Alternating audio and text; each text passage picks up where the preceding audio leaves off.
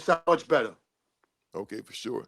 What's happening? What's happening? What's happening? Y'all know what it is. It's another episode of Digital Soapbox TV, and it's your boy Big Steel. And I'm here with my guy, man, my long-term homeboy, Benzino. Benzino, what's happening, dog?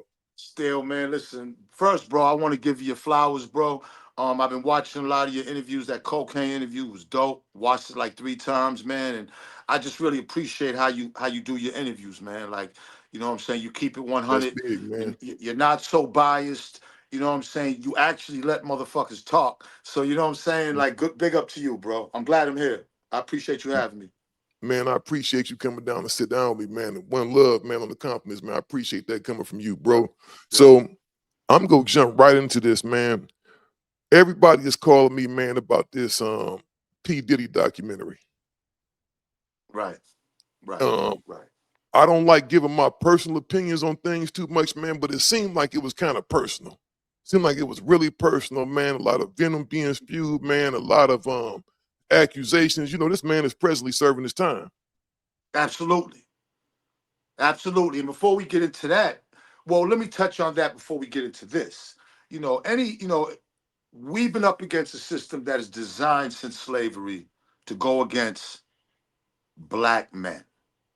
Designed. Like they set it all up in a room and designed it how they can still, even though slavery's abolished, how they can still be superior over black men.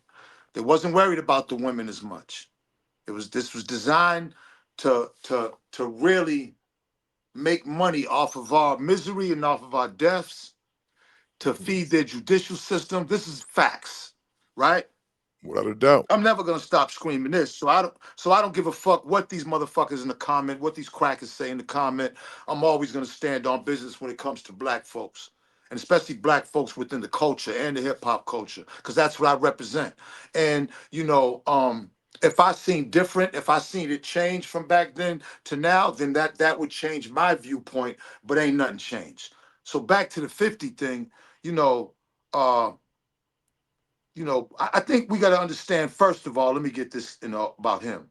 He's in a different position as an artist and as a human being because he has the benefit of millions of white fans that come from the his Eminem situation, that other people don't have that other people, they don't have they can't have those same guys. Now you talking about Eminem's fan base are a lot of white people who don't mess with black people, period. We talking guys from North Dakota, South Dakota, Idaho. They just don't deal with black culture, but they deal with him. They want to be a part of hip hop culture, but they realize it's black culture. So as they can go, they can deal with hip hop through him without fucking with us. And that's fine. We don't care about that, right? But he gets to benefit from having that type of fan base, and having that type of fan base, especially with the internet, that type of fan base in the numbers they are control the narrative. They Yeah, he has a control the huge platform narrative. for sure. When they comment, when they on YouTube comments, there's gonna be comments under here with these motherfuckers. And I don't give a fuck. Because I've been standing on this for over 20 something years. So I'm not deviating from that. I'm from racist ass Boston. So I had to grow up in segregation, fight motherfucking white guys just for being in Southie and Charlestown, or fighting if they come to Roxbury. So I grew up at that. I got stabbed in a race riot in Boston Tech, 1981. You know what I'm saying? By a white dude. So, that don't mean all white people are bad, because, I've dealt with a lot of great white men and women. I know that. Oh, I'm no not doubt, foolish, without a doubt. stupid enough for that. Their racism isn't going to change me and how my mother and father brought me up, not to hate. But I still always had that rebellion in me since Boston growing up, because I seen how different it was for black people compared to white people. I seen the inequality, and it hasn't changed. So I'm just saying he gets to benefit from that. And when he tears down black men, because he's never tearing down a white guy ever. We talking 20 years, I've never heard him talk anything bad about a white guy. Um, when he tears down black men, his peers in the industry, then it only comes across as jealousy. And they're not going to have a problem with it. So they'll always champion it. So as long as he's looking at the comments and he thinks the comments are in his favor, you know what I'm saying, then he's going to continue to do what he does. As soon as he sees the algorithm change for him, that's the only way he's going to stop. But what he don't realize is that the black community, a lot of us ain't with that. Now, sure, he comes from Southside Jamaica, Queens, and a lot of Queens guys admire and love him because he comes from their hood, and that's a big audience too. Queens got millions of people, so it's probably the second biggest city in America or something, or you know what I'm saying? Like as far as Mhm. so the numbers that he got from his fan base, but his fan base is being fooled, you know, because you're looking at a real jealous type guy. And there's a demographic of people out there who live their life the same way, like just mad at this. You would think after all the success he's had, all the riches, everything, that he would just be content with life. And if anything, he'd be bigging up niggas. He's one of the only niggas out here in the rap game that continuously to go at the biggest black niggas. It's him, nobody else. So of course Diddy was gonna catch the worst of it. Why? Well, we know now. We didn't know at the beginning who Jane Doe was, but once we found out who Jane was, oh, I get it now. Mhm. He mad at Diddy because he was slutting his baby's moms, So you would say not that just the regular whole slutting, huh? uh, No, go I'm gonna ahead. let you get into it. So you think the reckoning was put together just to get under Diddy's skin, make him look further desecrate him? Listen, we didn't know who Jane Doe was. Once we found out, it's common sense. You know, it's common sense. You know what I'm saying? The man was mad because he had a son by a woman that Diddy was controlling in ways that he could never. And you know, we know he had. Listen, we ain't seen 50 with no other woman on the beach like this. You know what I'm saying? We taking pictures of her, happy as hell. And that was a good thing for him. Like, okay, he found love. It looked like he was in love. I mean, that nigga was Mhm. actually bending down on the beach taking pictures of her. Like, who does? If you ain't in love with a broad, who does that? You know. Mhm. So I think I think she really hurt him with that, and I think he wasn't ready for that hurt. When you a guy out here, you know, because one thing about women, listen, I've been hurt by some women myself. Shit, I ain't he a cancer like me. I get my feelings too. You know, I had to learn like everybody else. I'm not exempt from that shit. I'm a man too. Mhm. But if I am gonna be angry, I'm gonna be angry with the woman. Or I'm gonna have some type of way against the woman because of what she did to me, not the nigga that she's with. Now you could feel some type of way, but I don't think I would ever, not even think, I would never ever go to the lengths over, I would just go get another chick. And listen, my son is my son. You understand what I'm saying? It doesn't matter. My relationship with him got nothing to do with her. So I'm not gonna be mad at anything as long as it doesn't impede the relationship. I can see my son when I want, and me and my when my son's with me, I know I'm the hero anyway. So you know, Without a doubt. when you look at this type of behavior, it just isn't. You could tell that there wasn't no real father figure in his life to show him, bro, you shouldn't be jealous over the next man over a woman. There's too many women out here. Go get another woman. Don't, you know what I'm saying? Don't get mad at the man. You know what I'm saying? You know, Mhm. a woman has free will to do whatever she wants. You can't control that. You know, you just gotta Oh, take without a that on doubt, the we have chin no and go get ownership. yourself. You know what I'm saying? And once we found out, see, the thing was, again, it just wasn't like Diddy was with her. You know, they was together. I mean, he was controlling her in ways that, you know, and then then the whole world knows now. So you know how embarrassed he is with that. You know what I'm saying? He just hasn't grown up. His mind's 50 still stuck somewhere in, I'd say, the ages of like, man, even the 19-year-olds today don't act like that. So I, you know, 50 stuck in a younger man's mind with a grown man's body. And that's the problem Wow. right now. I know. You brought up the point earlier. We were talking before the interview started about the time when 50 got stabbed in the studio when he had the whole situation going on with Murder Inc. Right? You saved that You man's know. life. You know, you know what's crazy about that still? I done told that story many times, man, right? Many Hmm. times. And motherfuckers just sweep it under the rug. Not that I'm trying to like, you know, get clout off it, because I didn't even speak on it for a minute. But that happened, bro. Like that man, I didn't even know John him at the time. That man's studio was right down the street from Sony, Hit Factory. They went through what they went through. They talked about the story. That's when he made a statement with the police. He got stabbed in the side. He ran down to my session, showed me a 38 snub that he said Yayo dropped with no Mm-hmm. bullets, right? A 38 Huh? little nasty 38 snub with no bullets. You know what I'm saying? And I'm like, damn, and he's telling us the story. There's like 9 of us in there. It's like 8, 9 of us in there. I wasn't the only one in the studio. This ain't nothing I fucking made up. I don't get any fucking points off for this. I didn't tell this shit for a while. When it happened, I didn't even tell anybody because it wasn't nothing. Still, if Mm-hmm. I didn't know you and the reason he popped up in there because Jesus was upstairs outside smoking a cigarette and I guess he seen him, and he was like, "Yo," and he came down to the session. I had heard of him because I heard the mixtape. I heard the How to Rob joint. You know what I'm saying? Oh yeah, he hard. Music's hard. But I really didn't know him, and I didn't know Ja. I don't want to get in the middle with nothing. He came down there, told his story. You know what I'm saying? Usually when we go to New York, wherever we go as a group, we strapped up. You got to be like that. But we ain't looking for no trouble. So we kind of stay in our lane and stay out of shit. You know what I'm saying? We neutral and shit. So when he came down there, I'm playing Madden, and he's at the door, and he starts explaining the whole story and saying how his man dropped the gun, had no bullets in it, and he was by himself. So his guys must have ran one way, and he must have ran the other way. So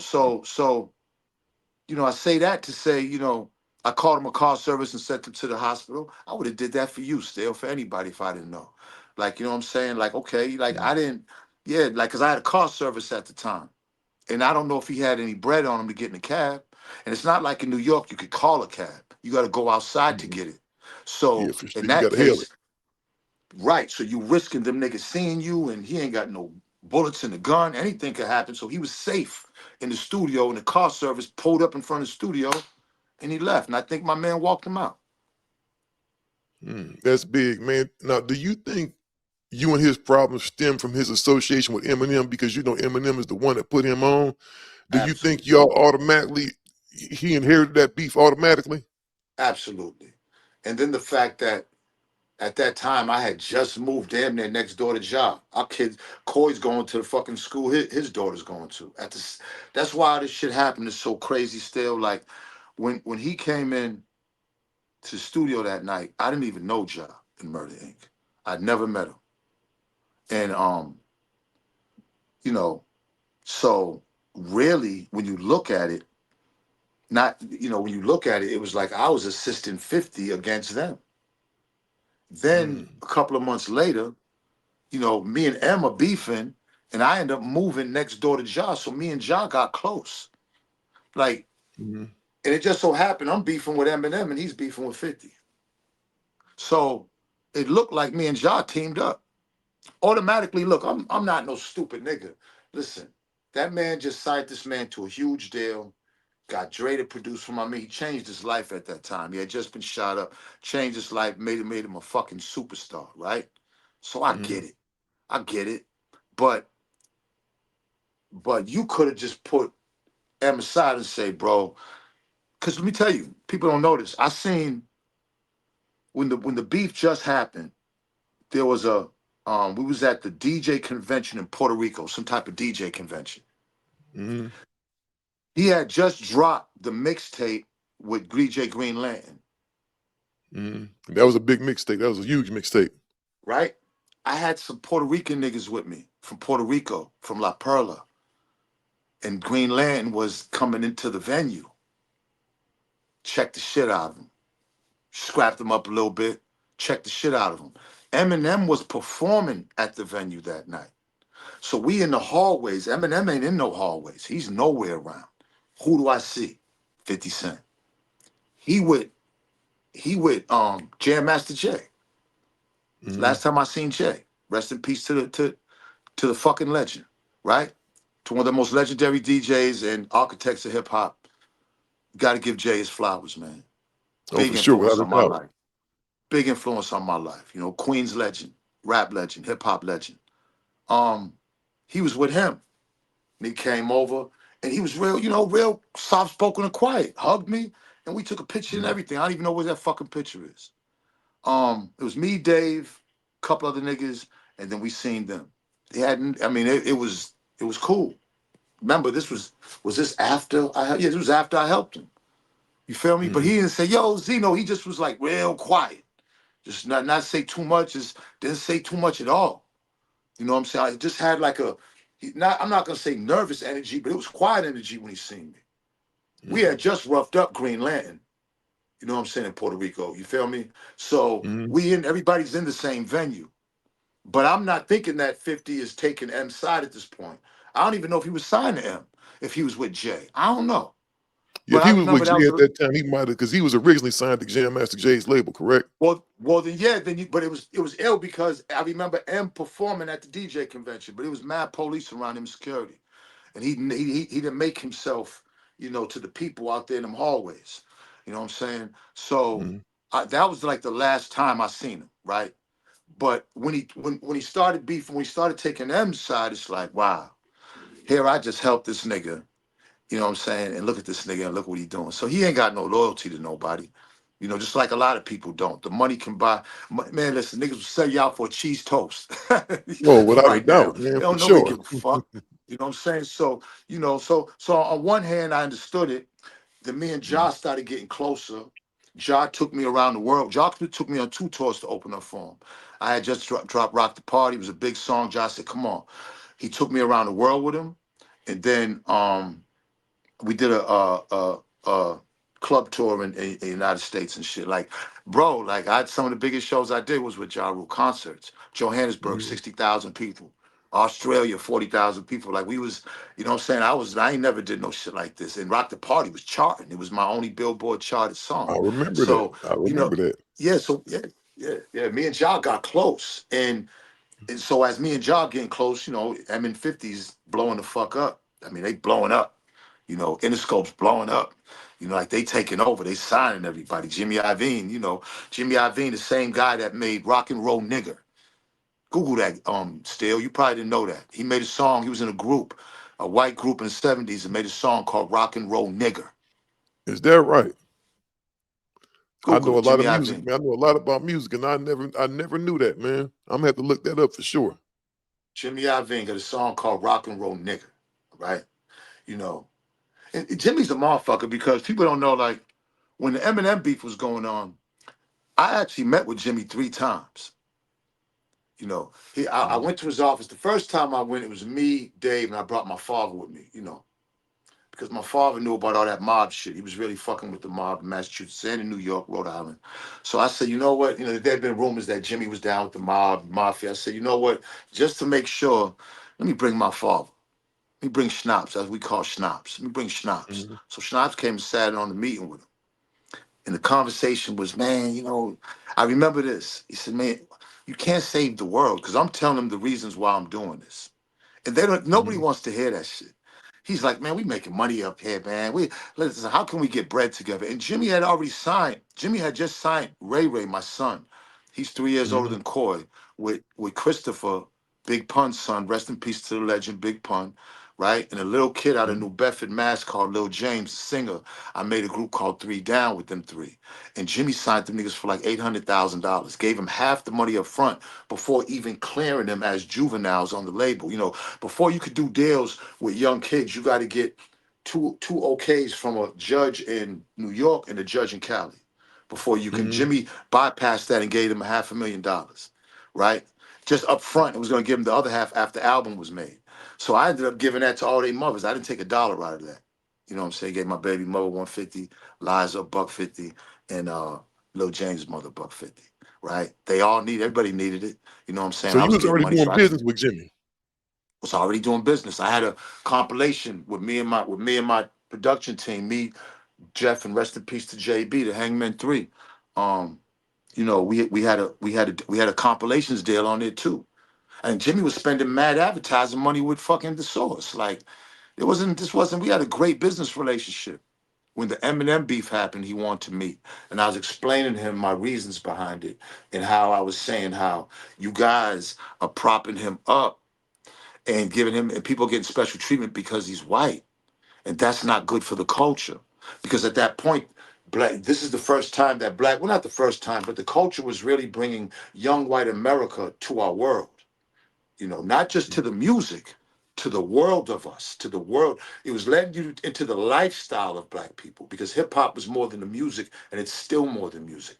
We are letting you into the lifestyle. The first that time that happened, and they're coming willingly and they're spending money, and it's a beautiful fucking thing. It's a beautiful thing culturally to bring the races together, and it's a beautiful thing because they're spending money with us in our communities that need it so desperately. So, where young guys can come out of jail and immediately get a job with a record company without a quarry check. I mean, hip hop has done so much for us. Where would we be without it? So, white folks could understand that. White folks got generational wealth, bro. Hip hop has helped our society and our community. It's also hurt. But when I met with Jimmy, I was trying to explain to him my theories about the Eminem beef, and it just wasn't a battle. And he just was like, listen, you can't save the world. We're up here making money. And I said, so the first meeting, we really didn't get nowhere. By the time the second meeting Mm-hmm. came, we had got the rap racist tape, the racist tape that he made. And I said, look, we're Mm-hmm. going to put this tape out. He offered me a whole label deal for the source, and he offered me a personal label deal. That was probably going to be a couple of $1 million to not put out the cassette. Mm-hmm. I said, I don't need your money. At that time, we making 2 million, 3 million a month. You know what I'm saying? We already get money from you, a couple of million a year from you, just an advertisement. I don't need that. I'm good on that. The fact that you signed Ray Ray and them is all good. I'm just trying to let you know I can't be bought because we're gonna put this tape out. Because if anybody made a racist tape, we was the Source magazine. We had to put it out. All Mm-hmm. right. So you felt the So obligation to do it so. just we was the Source, the first hip hop news. This was news. So we had to cover this. Um, then the third meeting, I remember the first two meetings in person. The third meeting was like a Zoom meeting with this. I went to Interscope and it was like this big screen and he was on there. I was like, that's the first time I seen some shit. Like, I was like, oh, this shit hard. Like I had a Mm-hmm. meeting with somebody like, you know what I'm saying? Like that. This was way before FaceTime and all that shit. I was like, this is dope. So he's like, listen, I said, look, I'll make a compromise with you. Let me sit down with Marshall, right? So we can really talk to each other about the situation at hand as far as white America, hip hop, racism. Let's have a real conversation. I think it'll be great for the culture. I think it'll be great for white America and black America for this. I think it Mm-hmm. could I think it could mean so much that if me and him would have sat down for the relationships of black and white people, especially in the culture. But his exact words was Jimmy was like, Marshall's not gonna sit down with you. He said he'll never do it. I said, look, I said, listen, man, I'm gonna put the tape out. Because first they were denying it was him. Then when I said I was gonna put the tape out, they was like, then they sued me. Then I got sued. They sued the source in federal court. So that took a few more months for us to win that case. Then we put the tape out. But it went from an hour that we had to shrink it. The judge said we had to shrink it down to 30, 40 seconds. So I had to take out every racist shit this nigga said, chop it up and put it in there. And then we shrunk wrap it. And I think we sent it out with maybe 5,000 covers or something Mm-hmm. of that cassette. I had So, that. I there was had one deep of those anger there. copies. I mean, that's gonna be worth something one day. And my thing, because I don't even got one. My thing is 50. It got ugly with it. I say all that. Jimmy pulled out his advertisement. It got ugly. Went to XXL. You know what I'm saying? Over with my son Elliot Wilson. You know what I'm saying? My son went over to there, and then you know, from there it was gloves off ever since. He hasn't stopped with his obsessionary with me. Mm-hmm. He's posted me on some sucker shit on his shit, like a couple of times. You know what I'm saying? His little lap dog, Tony Ayo, runs his mouth about shit. See, I'm not running from no smoke. I got a good crew. You know what I'm saying? And we ain't running from Mm-hmm. nobody. I be dolo a lot because I don't try to still portraying this tough guy shit. I just don't. I don't come on this internet with that. That's the worst shit to do. But these niggas continue to get on here and try to play this tough guy shit over the internet when really there's nothing tough that 50's done to anybody. And surely all the stories I've heard about Yayo and like there's nothing tough that he's done. You know what I'm saying? So I'm Mhm. not with all that internet gangster shit, my nigga. You know what I'm saying? These niggas, and because they got money and influence, then that's the narrative that everybody will hop on. One thing I do know is that the outside and this are two totally different worlds. Two totally different worlds. You know what I'm saying? On this, let niggas say what he want to say. Do what you want to do. But out here, it's different. You know what I'm saying? And I just think these niggas is giving the wrong impression to people. I think all these years of what 50 does, his demographic of people are just like him. They have to be mad because they ain't got shit, hating on the next person. His whole makeup is just a hater, a jealous hater. You know, a lot of this is over women. You could tell he never was really good with the chicks. Niggas like him never really are good with the chicks. They too hard for their own shit. You know what I'm saying? What if Mhm. they did a documentary on him and interviewed all his exes? What if they did, or even interviewed shit about his mom? Rest in peace to his mom, and all the shit that she was going through out there in the streets since he brought up Puffy's mom. What if they interviewed everybody in G Unit that don't even fuck with him no more? All the artists that he signed. What about if they interview Omari Hardwick over there with over there with Power and that made him rich or Yeah, made because him Omari popular? Hardwick has a lot of issues with that, huh? He don't think he was getting Bro, paid the right way. bro. What if they did it? What if see, you got to make shit fair. I know when Diddy go out, when Diddy come home, he's gonna return the favor. We gonna get a 50 Cent documentary. We gonna see the real. What about the nigga God B, who rest in peace to God B. You know what I'm saying? Southside Jamaica Queens legend.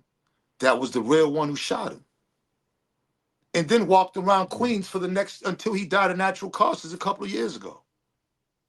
What about Mm. that? Why ain't we hearing any of that? 50 got a lot of money to control the narrative. See, on the internet, the world of the internet, when you see all these posts bigging up 50 and praising them, these are paid posts. They pay big money to tech firms to control his narrative. Eminem's been doing it forever. Bots, ads, big up pieces that just big you up and you see the headlines. Ain't nobody stupid. I mean, that So people let me are ask you this, stupid. Benzino. So that whole thing with the bots and all that is real? Oh man, 22 years I've been going through these shit with these bots. You know they're bots when the same message comes in from two different pages, but at a time. Can't nobody from over here and over here say the same things. You know they're bots. So they They pretty much they control the media then. they control. And then when you see all these, those that's paid. They paying motherfuckers. They got budgets a year for motherfuckers to sit there all day and just do all this. They can't. They run out, getting their money doing this. They Mhm. controlling that. But like I said, that's only on the internet. Now, sure, the internet is very impressionable. A lot of people are on this shit daily. But I still got real faith with real niggas in the real world. That's why, like, as much street shit as I did still, I don't never get on here and talk about none of that with any of the niggas I didn't did street shit with. Very Mhm. rarely you'll even see me with pictures of any of my niggas back home in Boston. And like I said, I got a go crew. I got a green light go crew that had no problem with nothing and still don't. And I took care of a lot of niggas the right way. I'm a solid nigga Mhm. still. Like I spread the love, when I had it. So that's a recipe for later on in life. You ain't got to worry about no nigga. You know what I'm saying? As long as you got a few good men out here, there's nothing to worry about. I don't worry about it. I go about my day every day. I love people. I show love. There's never no hate and bone in my body for the next man. Shit, I love when Mhm. niggas get it. You know what I'm saying? But when you see his actions in this documentary, I mean, the documentary ain't really nothing but some old ass interviews that people already have seen on YouTube. It's like he went to looked at YouTube and everybody disrespecting Diddy went and interviewed him, paid him. You know what I'm saying? And then Kalina, Capricorn, you know what I'm saying? All these other motherfuckers paid him. You know what I'm saying? These people been screaming. And listen, I'm not defending Diddy. This ain't a defend Diddy. Diddy told Stevie J when I was fucking with Stevie way before Love and Hip Hop to not even hang around me, to watch out for me. Me and Diddy got a Mm, dope song together. Diddy spent mad money with the Source magazine. So our relationship is really business. You know what I'm saying? It's not mhm. personal. A lot of people come into this industry and get their personal emotions involved. It's a fucking business and it's cutthroat, more cutthroat than the streets. So Mhm. you can't be mad when a nigga backstab you when you was dealing with this nigga business wise. All the big moguls, all the major moguls in the industry that have been the revolving door at all the labels, these motherfuckers have fucked so many artists. But the problem is, one day you might get hot again and you might need them again. So if they fucked you, you just kind of gotta let it slide and just Yeah, understand it was business of the music industry. So in other words, you can't take backstabbing serious and be sensitive about it in the music industry. Street niggas have a hard time dealing with that. yeah. Some people can't reconcile that. Some people not letting nothing slide, Benzino. You know that. Say that again, still you went out. I say it's, you know, street people have a hard time reconciling that sometimes. They're not letting nothing slide. Nah, man, you know, and that's the problem of putting street shit on the internet, man. Real street niggas should have never got on the internet with street shit. You know, So I see it every day. I'm not trying to get into no arguments and no back and forth content, clout fucking argument with niggas. So I ain't gonna be mentioning no names, man. But real niggas bringing real street shit has fucked over so many people in these last 10 mhm. years. You know what I'm saying? I mean, you just help. We have become so much, well, not we, but the internet, social media has become such an assistant. Okay, so the one thing I see on this in this documentary, right, Yep. is that they brought up the Tupac murder again, and they brought up the Biggie Smalls murder, and indirectly pointed to Puffy being involved with both of those things. The man is already But serving time, and I think everybody on the streets know who killed Tupac at this point, right? I don't even know why that's a subject still to this day, right? Because the streets knew who so did that. Diddy, so Diddy, so Diddy, so Diddy was involved when the dog pound chain got taken or the death row chain got taken. Then Diddy was involved in Vegas when they stomped out Orlando, I guess. Like, make it make Mhm, sense. Like, make it make sense. And see, to me, that's dry snitching. You trying to open up some worms on this nigga. You really want the nigga locked up for life. You know what I'm saying? And then the nigga goes and does interviews with Good Morning America about it. What the fuck does Good Morning America got to do with us? You see what I'm saying? Like his moves show too much hate and anger towards his peers. These are the black men in the industry that he's in. You know what I'm mhm, saying? When mhm. you bring up murder, when you put murder involved with your documentary, then yeah, you really taking it too far. You don't care about the victims. You don't give a fuck about that. You care about yourself and how you look and how when you talk to your baby mom's son, the son you had with her, how those conversations go and how embarrassed you must feel. See, that's really what it is. Like, ain't Mhm. no reason you should be bringing up any murders and killing in a documentary unless you really want a nigga locked up. Yeah, pretty much. Pretty much. So let me ask you this, Benzino. What was Puffy doing with that girl? Was this pre-50 or Man, after they was messing around? I mean, you know, I mean, I only know from what's seen, but when you just take it from a listen, the industry, man, the power that Puff had, you know, he just abused it. Puffy's problems is he abused his power. He never got help for his drug habit, and you know, he didn't pay the people that he should have paid. See, those three things. If he would have fixed those three things, his life wouldn't be like this right now. You know, it's easy to get millions and millions of dollars and be impressionable on women. You know how easy that is? You get $10 million today still, man. You can have any woman you want. In America, you can have any married, you can have anybody. That's just what it is right now. And that doesn't go for everybody, but man, people can be bought for a cheese toast right now. And that's a fact. Mhm. And you know, it's unfortunate, but that just shows you the shape we are as a culture. And you know, um, this internet should be helping our culture and it's steady dividing us.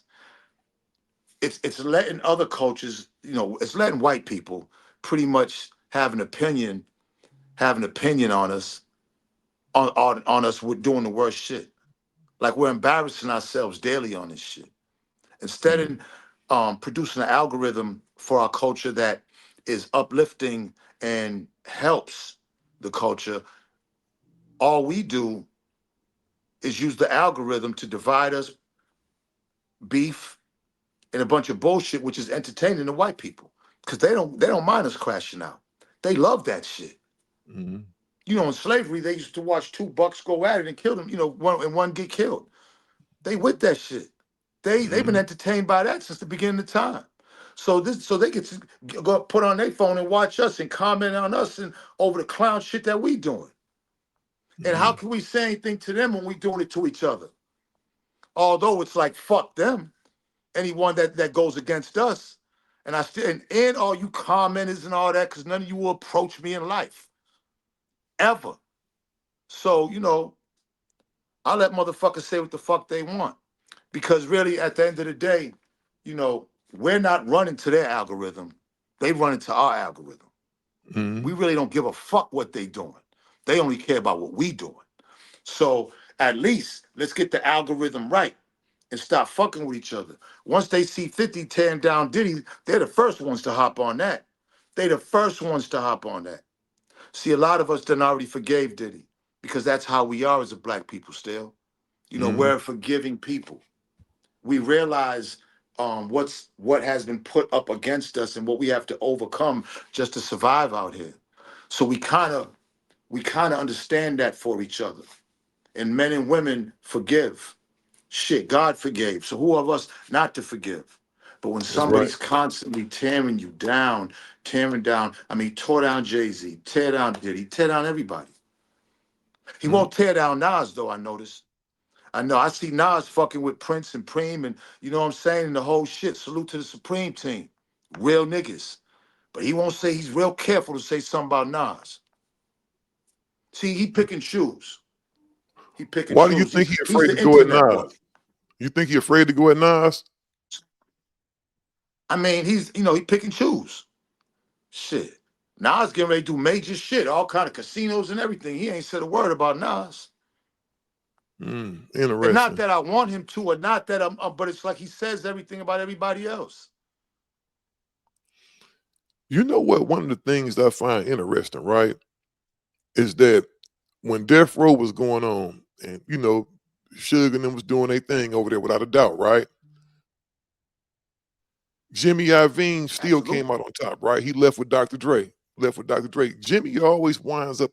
He always winds up on top. It's like he can't lose. The black executive always takes a loss messing with him. It seems like, Yeah, that's a great point. I mean, but nobody has when you anything got negative to say about Jimmy. Why do you think that is? oh, because he got the money.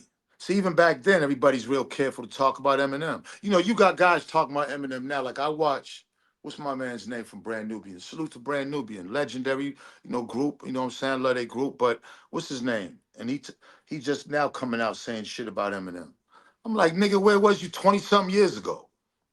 Like Lord Jamar, Lord Jamar. That's nigga. what I was gonna say. Lord Jamar. Shout out Yeah, to yeah. Lord He got Jamar. Lord Jamar got a lot to say now. But where the fuck was he 20 years ago? When all this was going on. See, everybody was scared to say something back then because they was afraid that it would hurt their career. But now with the internet, Jimmy and them ain't got the same power no more. So now, everybody can say what they want to say. But where the fuck was you 20 years ago when I was out there throwing bombs at this nigga for the same shit you saying now? You ain't saying nothing new. You say That I, he 2 decades too late. nigga, the shit you saying, I said back in what, 02, 03. Mhm. Like, come on, make it make sense. A So long time ago. these niggas pick and choose they beefs. They pick and choose who they beef with. You know what I'm saying? I seen a post today said, "Don't pick and choose your beef. Stop on any nigga that disrespects you." Mm. I mean, What do you? it's Jimmy Iovine. Jimmy Iovine has always had the money. Who got the money calls the shots. You got a white man that made a whole song called "Rock and Roll Nigga," and nobody know. You know, I mean, niggas still do. And you know, I get it. I did business with him. You know what I'm saying? I mean, when he had that money back then. And I'm not gonna be a hypocrite. Shit, he signed Ray Ray. I didn't give a fuck. I didn't even know about Rock. You know, so I don't. My thing is, man, I just feel like, you know, listen, you can't take away the music that Jimmy has done, especially with Dre. Like Chronic is probably my number one album all time. Dre's probably my number one producer all time. You know what I'm Mm-hmm. saying? Major influence on my life and my career. But you know, when you look at where hip hop went and where white America went with hip hop, everything that I said back there happened. You know, Yeah, it I is. said that. They actually have a whole nother genre of hip hop. You know that hillbilly hip hop, whole Hillbilly nother hip hop, genre, man. And they don't really they don't really like black folks around. You feel me? bro. Listen, they have continued to take shit from us and run with it, right? You know, the funny thing in radio is, you know, pop radio. Nah, that's where all the money's at. You know what I'm saying? The money's over there. So whenever you can take from us and then water it down, go over to pop and make all the money, because that's where all the white people who ain't fucking with niggas in R&B are gonna fuck with you at. Mm-hmm. You know what I'm saying? These people think that everybody really thinks that for some reason, I don't know, man. Like for some reason, people love like bowing the fuck down, man. People love like I'd rather have no money in my pocket and stand up for what I believe in to have a bunch of money and keep bowing down to motherfuckers, man. I don't know what's the matter with people. I'm gonna be honest, money ain't the end all be all. For some And people, I it can is say though. that. I can say that. I've had millions and I've had nothing. The only difference is you can't do things when you want to do it. But man, if you got just enough to be happy for the day, the things that you need to stay fly, whatever little smoking weed you whatever, you know what I'm saying? Fresh gear, fresh cut, then listen, man, you can go get it. It's the journey of getting money is really the happiness and really what keeps you alive. You know, it's the journey of setting goals for yourself, and whatever money you get along the way, you know what I'm saying, then you Mhm. can enjoy it for that moment. See, a black man get money ain't like white man get money. A black man has people all around him that he's grown up with, that he feels sorry for, that he ends up helping. That's how we are. White man can grow up around a motherfucker and don't give him shit. And Mhm. the motherfucker won't even be mad at him. Yeah, they It's definitely different. don't have the same obligations we do. Hell no. That's why it's hard for a black man to keep money. Motherfuckers like, man, you was ready to, yeah, but I had a lot of people I was taking care of. A lot of shit. And I was frivolously spending some too, because I ain't know about saving money, and all I knew about was balling out and selling drugs or whatever. So I had to learn. I learned. But, Mhm. you know, a black man having money isn't the same as a white man having money. Well, we just saw the recent thing with Odell Beckham. He was talking about his $100 million contract, and a lot of people gave him a lot of grief because he said it wasn't what people thought it was. And I understood what he was saying. A lot of people, threw shots at that man, but I said, you know what? You got taxes, you have family, you have homeboys, you have all these different people pulling at you. Lawyers and agents. Exactly, Taxes, lawyers, agents are wiping out 50 to 60% right there. exactly. And that's a lot of Lawyers, money. agents, Right. taxes are wiping out Mhm. 60% off rip. Now the other Off the gate. 40% is going to be your lifestyle and who you helping and who you taking care of. Everybody in your family, they usually when a nigga get money, everybody else, mother, father, aunts, uncles, cousins, brothers, sisters ain't got shit. Welcome to the black struggle in America. We know that. So what the fuck? You Mhm. ain't gonna turn your backs. You can't turn your back on nobody. I didn't. Now I will say that, man had $100 million. He should have some paper left over, right? Should have some. He shouldn't be broke, but there's a lot of people that 100 million got a lot of pressure on it, man. It's being pulled 1,000 different ways. Absolutely. Absolutely. And like I said, man, it's lifestyle. You know, the thing with money is you live a lot. Money is a lifestyle when you get a lot of money. So you want to live that lifestyle. That lifestyle becomes super expensive. your monthly bills are ridiculous. 9 times out of 10, you don't have too much accounting history and banking history as far as being money knowledgeable, but you know, money is an institution. You gotta know about money. You know what I'm saying, to have it. I with the money I started having, I didn't know about it. I mean, I was hustling the street, making a level of money that was a lot for me for a long time, selling heroin, coke, and weed. But man, the money I was getting with the source was some other money, and then I'm getting $1 million record deals. You know what I'm saying? With a few labels. I'm just, man, money's coming from everywhere. You know what I mean? Shit, I didn't, man. Listen, man, I never even knew how much. At one point, I was even spending. Probably still don't. It was like a blur to me. It was like 5 years of a blur. You know what I'm saying? It was only lasted 5 years.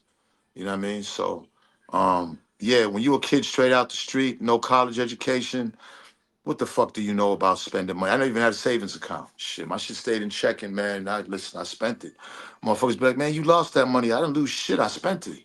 I ain't lost Mhm. nothing. Who the fuck lost some? I put it back into the economy. What do? We buy cars. We buy You buy jewelry. cars, We buy jewelry, clothes. You know how clothes. many clothes? You know how many pair of real fucking Cartiers? I probably spent maybe $75,000 on Cartiers, and I don't got one of them yet. I lost, broken, stolen. All the Mhm. glasses, I think back now, the jewelry, all the, I mean, man, wasteful shit. But that's the lifestyle. You know what I'm saying? I don't regret nothing. Shit. It was what it was. Man, we definitely got a lot going on in the culture now. We seen a lot of people go to jail now. A lot of people getting snatched off the streets right now, man. And it's 90% due to this internet. I mean, it's a shame because nobody's recognizing that. I see it Everybody's every still, day, man. We have a lot of really people that were really powerful in the street, right? That are getting taken off the street and going to jail, man, because of something that's said online. I mean, because you know what it is? As black folks, man, everybody wanted attention. And before the internet, only the talented ones had attention. The ones who Hmm. are really talented get the attention, whatever they did, however they entertained. Or if you was a nigga in the hood, you was just that hood nigga that was good with the girls, or robbing niggas, or scaring niggas, or shooting niggas, and you got your attention that way. But there's a good part of society that gets no attention that want it. And when the internet came, this is right now when you look at all the foolishness that's on here, everybody wants it. Everybody wants attention, and it's just like what the internet has done to hip hop. It's kind of devalued it. When we had the Source magazine, it was a protocol. It was a standard that people had to be held if you was gonna be entertaining in the culture. Your shit had to be dope. We was Hmm. the gatekeepers to make sure that people say what they want. But when me and Dave ran the Source, those were some of the best years hip hop ever had, hip hop ever seen. Well, I You know what I'm remember, saying? man, the mics made and broke careers. I Careers are mean, made and broken off that mic thing, man. If a person, man, got 5 mics, man, they became a legend 9 times out of 10. it set the standard. It set the Hmm. standard that you just couldn't go in the studio. That anybody could be a rapper. Anybody could be. No, it set the standard. These motherfuckers now don't even rap.